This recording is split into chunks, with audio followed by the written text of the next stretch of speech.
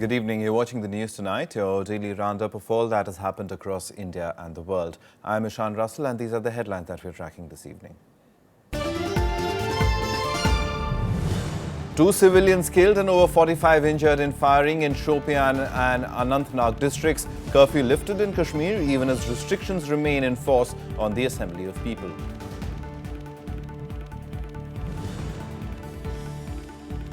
Former RJD leader Mohammad Shahabuddin, released on bail from Bhagalpur jail after 11 years, calls Lalu Yadav his leader forever, terms Nitish Kumar a leader of circumstance.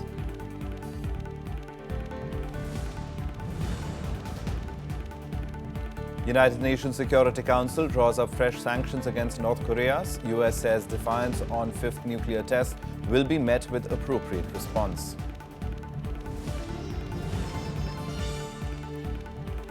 And the US and Russia come to a ceasefire agreement to end violence in Syria. Both nations also agree to coordinate military operations against terrorist groups in the country. 2 men were killed and many injured in fresh clashes with security forces today in the Kashmir Valley that remained shut for the 64th day in a row. With this, the death toll rose to 77 in the ongoing unrest that has rocked the valley since the 8th of July. Chief Minister Mehbooba Mufti expressed grief over the deaths.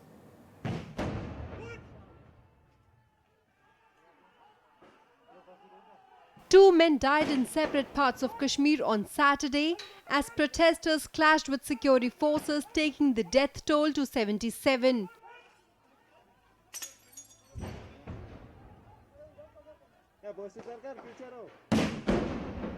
In Shopian district, a young man was killed after he was reportedly hit on head by a tear gas shell in clashes with security forces. The incident took place when the police and paramilitary soldiers tried to stop protesters from marching to a village in the district.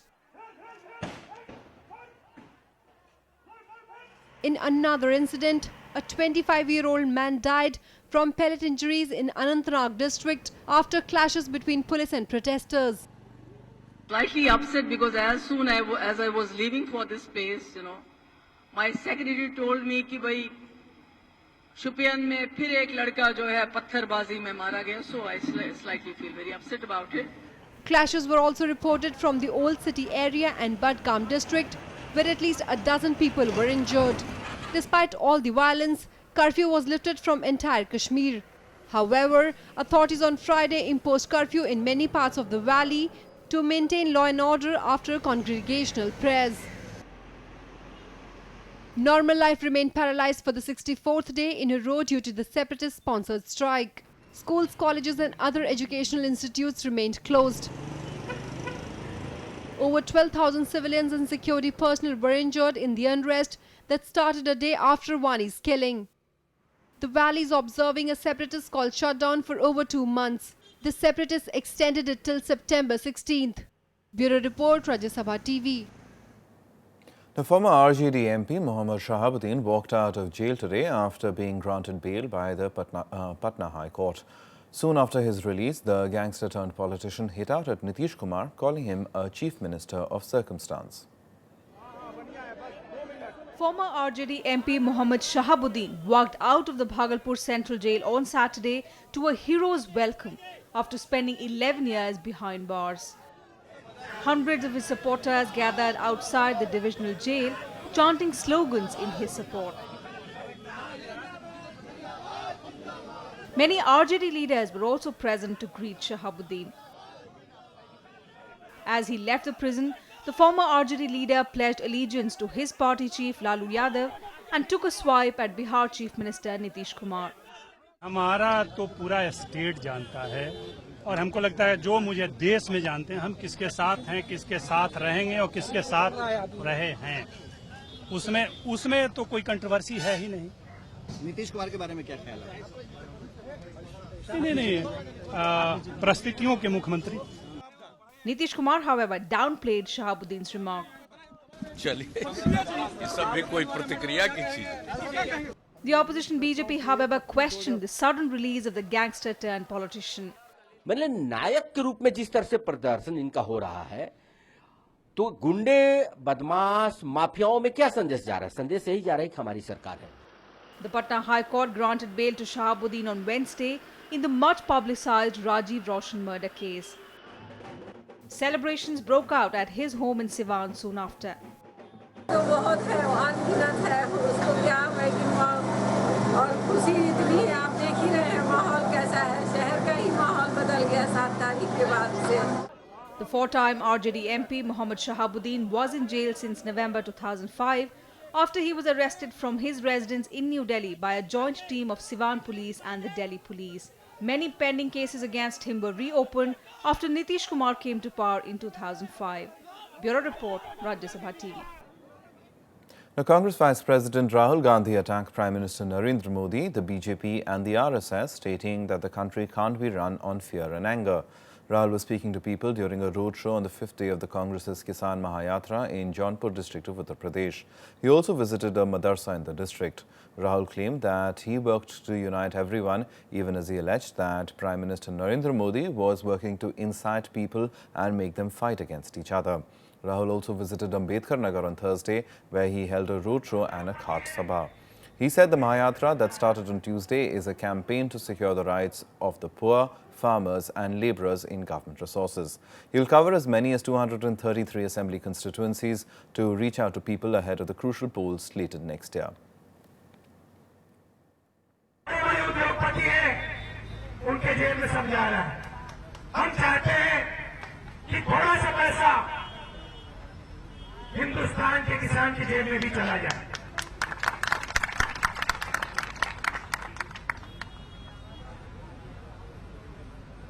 Hindustan का किसान, हिंदुस्तान का मजदूर त्रस्त, नरेंद्र मोदी मस्त.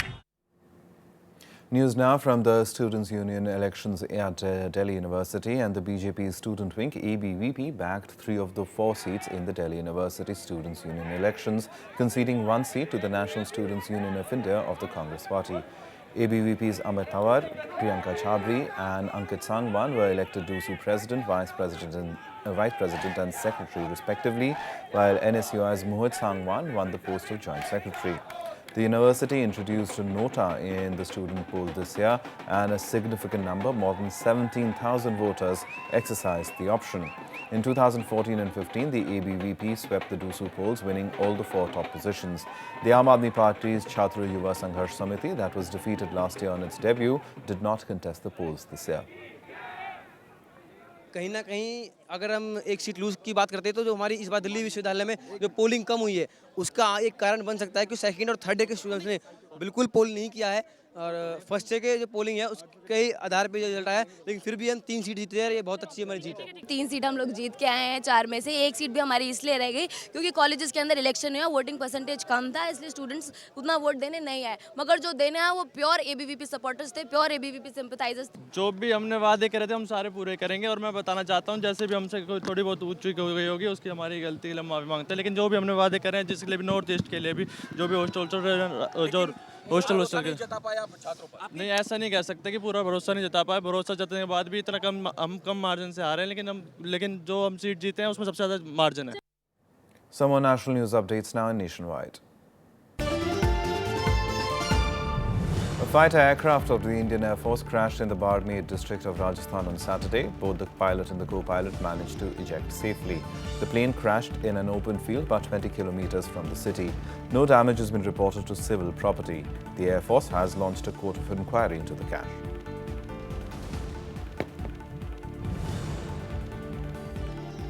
The 3-day monsoon session of the Andhra Pradesh Assembly ended abruptly on Saturday after opposition uproar over the issue of denial of special category status to the state.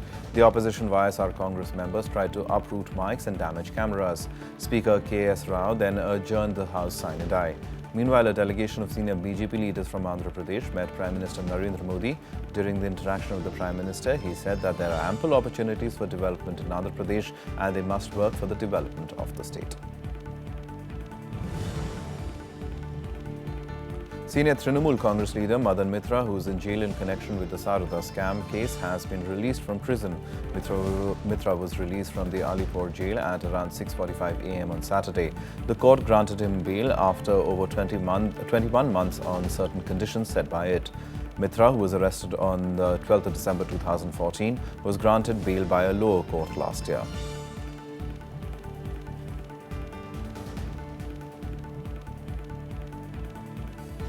Time for us to take a short break. Lots more on the other side. Do stay tuned.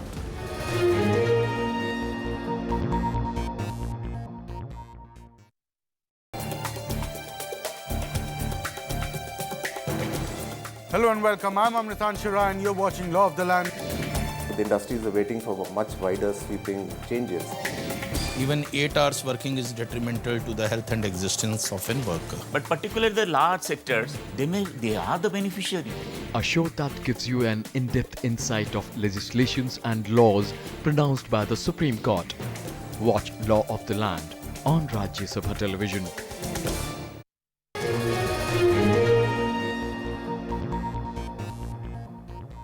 Welcome back. You're watching the news tonight. Some international news now, and the United States and Russia have arrived at a ceasefire deal for Syria after a marathon talk session held in Geneva. The cessation of hostilities will come into effect after sunset on Monday.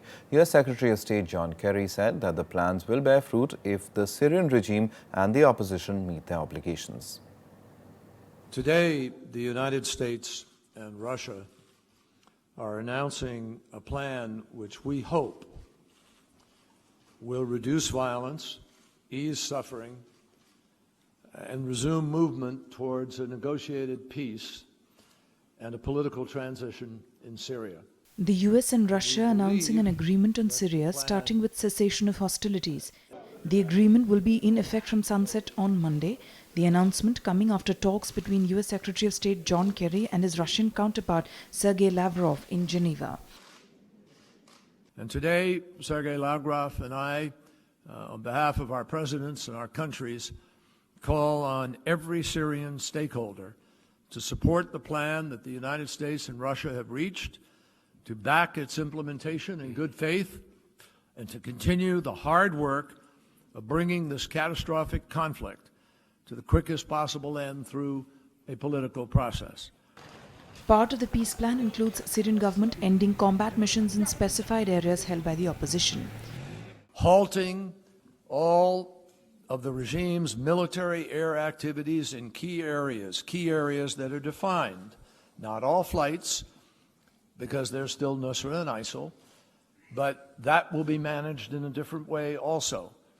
And that should put an end to the barrel bombs, an end to the indiscriminate bombing of the civilian neighborhoods, and it has the potential to change the nature of the conflict. Хочу подчеркнуть, что задача разграничения террористов и умеренных оппозиционеров и задача отделения, физического отделения на земле оппозиционеров от террористов закреплена в одобренном нами сегодня документе в качестве. Russia and the US will also establish a joint center to combat so-called Islamic State and al-Nusra fighters. Then US and Russian experts will work together to defeat Daesh and Nusra. I want to emphasize, these measures can only be implemented effectively if all the parties live up to their obligations. The United Nations hopes and believes that the political will that led to this understanding is sustained. It creates a real window of opportunity. Kerry has said that the opposition in Syria has indicated it is prepared to comply with the plan, but that they have to meet their obligations. Now, of course, the opposition will also be expected to adhere to the cessation of hostilities. And that is why today the United States and Russia together are calling on all sides to recommit to a nationwide cessation of hostilities and to honor its previous terms. This will be effective at sundown on September 12th. While the ceasefire is to cover all of Syria, both US and Russia emphasize the initial importance of allowing humanitarian convoys to reach Aleppo, where hundreds of thousands are without food, water and electricity. The Syrian army on Friday secured a road into the government-held side of Aleppo that was captured by rebels last month and was expected to open it soon for civilians. Bureau Report, Rajya Sabha TV. The United Nations Security Council is drawing up fresh sanctions against North Korea following its fifth and biggest nuclear test to date on Friday. The decision was taken at an urgent meeting of the 15-member council. The United States has also said that North Korea's defiance will be met with an appropriate response. Meanwhile, world leaders have condemned the test, calling it self-destructive. This launch, the United Nations Security Council has agreed to begin drawing up new sanctions against North Korea after the reclusive East Asian nation conducted its fifth and reportedly biggest nuclear test. This launch, which I would note took place while China was hosting the G20 summit, once again shows the DPRK's blatant disregard for its international obligations and its willingness to provoke and to threaten the international community with impunity. The Security Council must remain unequivocal and united in condemnation of these tests, and we must take action to enforce the words we put on paper, to enforce our resolutions. For myself and for my country, condemn the fact that it was a launch that is of great concern to the national security of Japan, but not just for Japan, but for the region and beyond. The fact that the North Korean regime is using the considerable amount of their national resources to the development of weapons of mass destruction will sacrifice the living condition and the basic need and humanitarian situation of North Korean people. The decision was taken at an urgent meeting of the 15-member council on Friday after United Nations Secretary General called on the UN Security Council to take appropriate action against North Korea. The underground nuclear test by the Democratic People's Republic of Korea. This is yet another brazen breach of the resolutions of the Security Council. For the fifth time in recent years, the DPRK alone has broken the international norm against a nuclear test. This unacceptable act endangers peace and security in the region. In a continued show of defiance to UN sanctions and the international community at large, North Korea conducted its fifth nuclear test on its 68th founding day on Friday. The test set off a blast that was more powerful than the bomb dropped on Hiroshima. 5.04란 규모는 4차는 4.8 정도 됩니다. 그래서 그 강도를 보면 약 2배 크기 에너지 4차보다 그 정도 에너지를 크기를 갖고 있습니다. 그렇게 보면 그 히로시마 원폭보다는 약간 규모가 적은. World leaders were quick to condemn the latest test. South Korean president said the North Korean leader was showing maniacal recklessness. India deplored the test and asked DPRK to refrain from such actions that adversely impact peace and stability in the region and beyond. US President Barack Obama warned the test would be met with serious consequences. North Korea's main ally China too was quick to condemn the test. South Korea particularly are deeply concerned because of the neighborhood, but I think it's fair to say that China, Russia, the United States, everybody shares concern. We're very much concerned, and the resolutions of the Security Council must be implemented, and we will send this message very strongly. 북한이 또다시 자행한 핵실험에 대해 절대 용납하지 않을 것이며 이미 경고한 대로 북한이 핵을 포기하도록 가용한 모든 조치를 취할 것입니다.朝方不顾国际社会普遍反对，进行第5次核试验。中国外交部已就此发表声明，表明了中国政府坚决反对的立场。North Korea says the test proves it is capable of mounting a nuclear warhead on a medium-range ballistic missile. However, its claims of being able to miniaturize a nuclear warhead have never been independently verified. Bureau Report, Rajya Sabha TV. Some international news now in Global Buzz. At least 21 people were killed and 50 others sustained burn injuries today in a massive fire triggered by a boiler explosion at a packing factory in Bangladesh's industrial area. The fire broke out due to the boiler explosion at the 4-story Tempaco packaging factory. 10 of the injured are struggling for life with critical burn wounds. 20 units of firefighters were trying to douse the fire.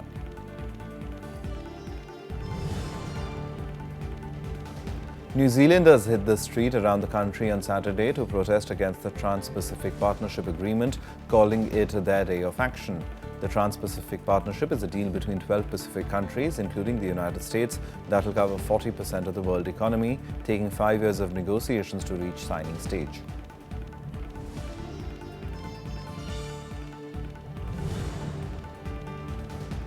As many as 12 people were killed and 40 injured on Friday when two suicide bombers claimed by Islamic State attacked a shopping mall in eastern Baghdad.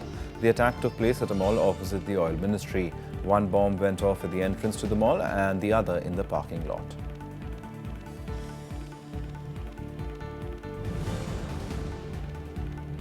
The Syrian army on Friday secured a road into the government-held side of Aleppo that was captured by rebels last month. The advance by the Syrian army and allied militia has reopened the main route into the government-held west. Rebels on Friday attacked the Salah al-Din neighborhood, which is Aleppo's frontline on Friday, killing at least 8 people. Time for another quick break. We'll be right back with lots more.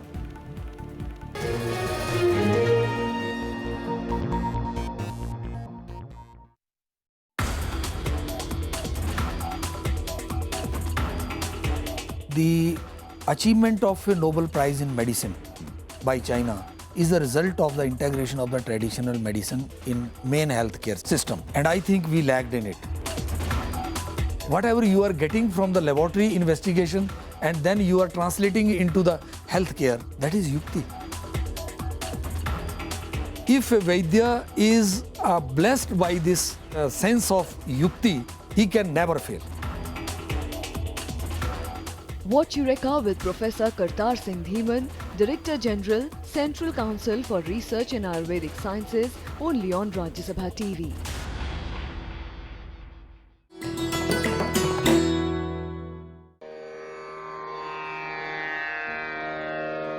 The sacred relics of Buddha were unearthed in Piprava in Uttar Pradesh. Buddhist monks from all over the world visit the National Museum to pay their respects. These charred bone fragments of Buddha are housed in the gold canopy gifted by the royal family of Thailand.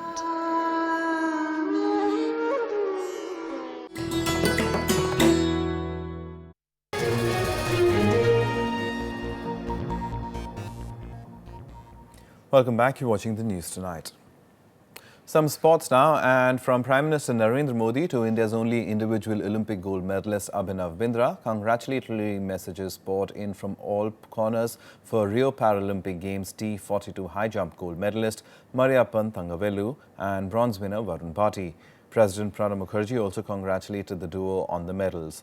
Under the Sports Ministry's cash award scheme, Mariyappan will get 75 lakh rupees and Bhati will be presented 30 lakh rupees for their achievement. The prize money is at par with the medal winners from last month's Olympic Games as far as the ministry is concerned.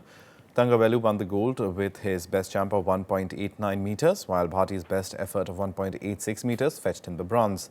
The silver in this event went to USA's Sam Grew, who also registered a mark of 1.86 meters.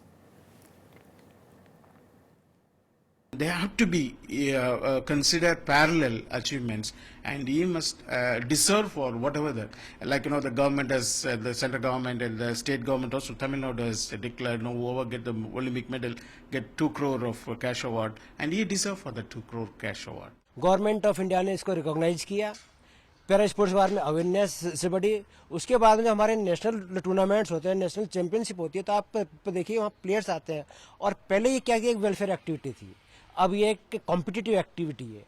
सबक ज़रूर ministry को मिल गया है कि सुविधाएं कुछ भी ना होने के बावजूद आज पैरा ने वो कर दिखाया है जो शायद ही मतलब जो हमारे इमेजिन से बाहर था। मुझे लगता है अभिनव बिंद्रा के बाद आज दूसरा ये दिन आया कि हमने नेशनल एंथम रियो में हमने सुना, तो इससे गर्व की बात हो नहीं सकती। और उस खिलाड़ी के लिए सोचिए, जिसने देश का नाम इतना ऊंचा किया है, मुझे लगता है उस खिलाड़ी को पूरा मान सम्मान मिलना चाहिए आने के बाद, जो हमारे ओलंपिक खिलाड़ियों को मिलता है, और किसी भी तरीके की कोई भी कमी या भेदभाव नहीं उनके साथ होना चाहिए।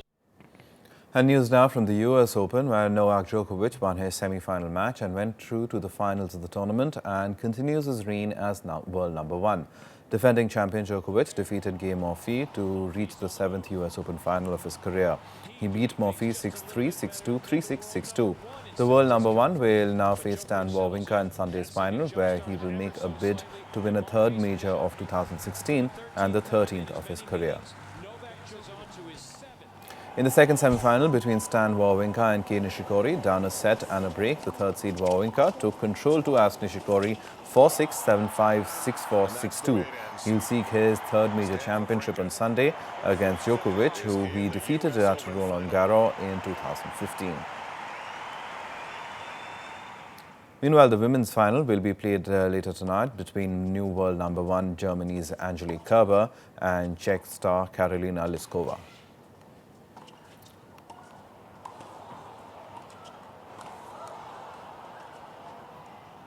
Well, that's all in this bulletin, but we'll leave you with new pictures of Mars sent by NASA's Curiosity Mars rover. The images were taken by Curiosity's mast camera and they show in detail rocky terrain and isolated hill formations on the surface of Mars. Thanks so much for watching.